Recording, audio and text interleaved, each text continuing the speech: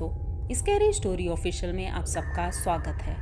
आज की कहानी की तरफ बढ़ने से पहले चैनल को सब्सक्राइब कर लीजिए और अगर कहानी अच्छी लगती है तो प्लीज़ लाइक एंड कमेंट करना मत भूलिएगा। दोस्तों, आज की कहानी एक ऐसी कब्रिस्तान की कहानी है जो कि सालों पुराना है, यानी कि लगभग 50 साल पहले वो बंद हो चुका है।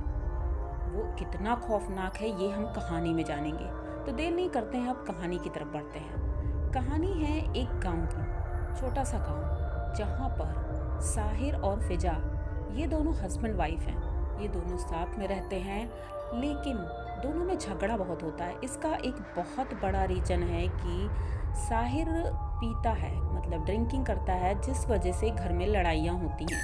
वैसे तो इनकी शादी लव मैरिज हुई थी, लेकिन जब से साहिर ने पीना शुरू किया तब से रोज़ रात में झगड़े शुरू हो गए और झगड़े धीरे धीरे इतना बढ़ने लगे थे कि मतलब हद पार हो गई थी। बल्कि उसकी तबीयत भी ख़राब रहती थी साहिर की। फिज़ा ने कई बार हॉस्पिटल में दिखाया, डॉक्टर्स ने मना भी किया कि अगर ये पीते रहेंगे तो इनकी किडनियाँ फेल हो जाएंगी। एक दिन ऐसा ही होता है और साहिर इस दुनिया को छोड़कर चला जाता है। फिज़ा अकेली रह जाती है, लेकिन ये बात उस समय की है जब कोरोना चल रहा था और उस वक्त सारे लोग घरों में कैद थे। अब फिज़ा बहुत परेशान होती है और सोचती है कि साहिर की बॉडी को कैसे हम कब्रिस्तान में ले जाएं, क्योंकि उनके जो गांव का कब्रिस्तान था वो लगभग 50 साल पहले मंत्रों द्वारा बंद कर दिया गया था, क्योंकि लोगों का कहना था कि उस कब्रिस्तान में इतनी खौफनाक घटनाएं होती थी कि जो भी उस कब्रिस्तान में गया है वो जिंदा वापस नहीं आया है। अब वो कब्रिस्तान तो बंद था, लेकिन जो दूसरा कब्रिस्तान है वो गांव से काफ़ी दूर है और कोरोना टाइम पे इतनी दूर जाना पॉसिबल ही नहीं था। कोई जाने को तैयार ही नहीं होता था। सरकार ने बल्कि 20 लोगों को जाने की परमिशन दे दी थी। अब फिज़ा कुछ लोगों से बात करती है और मौलवी आते हैं, कई लोग आते हैं, सभी लोग डिसाइड करते हैं कि अब इसका क्या किया जाए। तो एक लोग बोलते हैं चलो ऐसा करते हैं कि यही गांव वाले कब्रिस्तान में ही ले चलते हैं, लेकिन मौलवी बोलते हैं कि हम यहाँ पर नहीं जा सकते हैं क्योंकि ये बंद है और इसे मंत्रों द्वारा बंद किया गया है। अगर हम इसे खोलेंगे और कुछ हो गया तो इसका जिम्मेदार कौन होगा।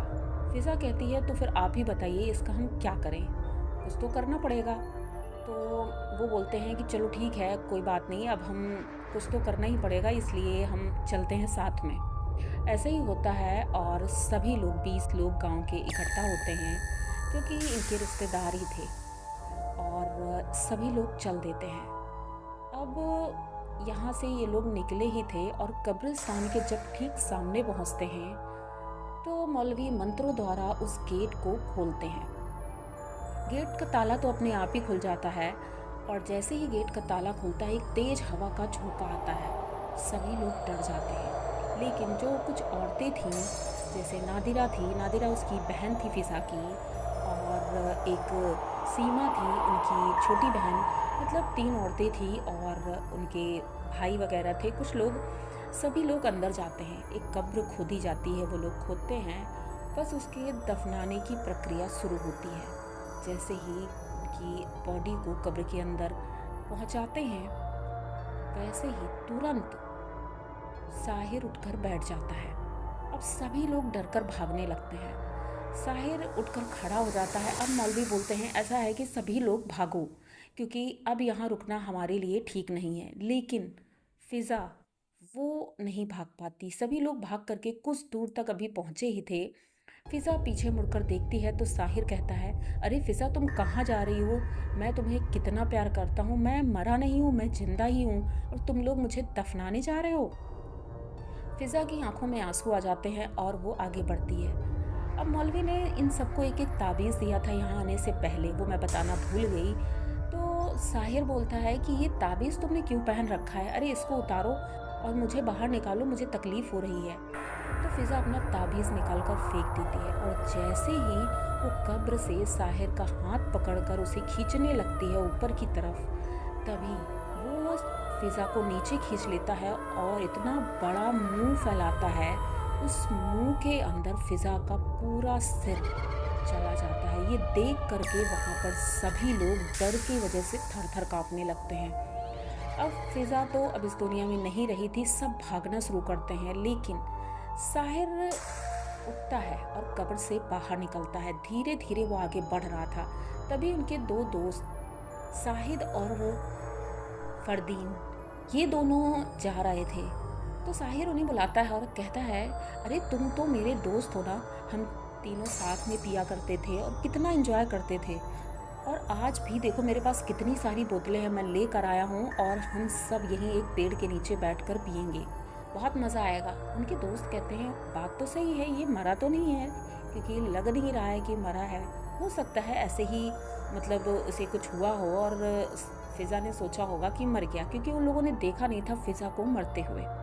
वो लोग भी साहिर की बातों में आ जाते हैं और साहिर उन्हें पेड़ के नीचे ले जा कर के दोनों को चबा चबा कर खा जाता है। अब बाकी सभी लोग तो आगे भाग रहे थे धीरे धीरे, ये फिर उन दोनों को छोड़ करके, वो दोनों तो मर गए और ये आगे बढ़ते हैं। एक एक करके साहिर ने सबको मौत के घाट उतार दिया। अब बचे सिर्फ मौलवी थे और उनकी फिज़ा की छोटी बहन सीमा और उसका पति जुनैद, ये 3 लोग बचे थे। ये लोग गेट के पास पहुँचे ही थे कि मौलवी कहते हैं, तुम लोग जल्दी से बाहर आओ, मैं ताला लगाता हूँ। अब ये ताला लगाने वाले थे, तभी सीमा कहती, अरे नहीं, वो साहिर जीजू देखो आ रहे हैं और वो ठीक है।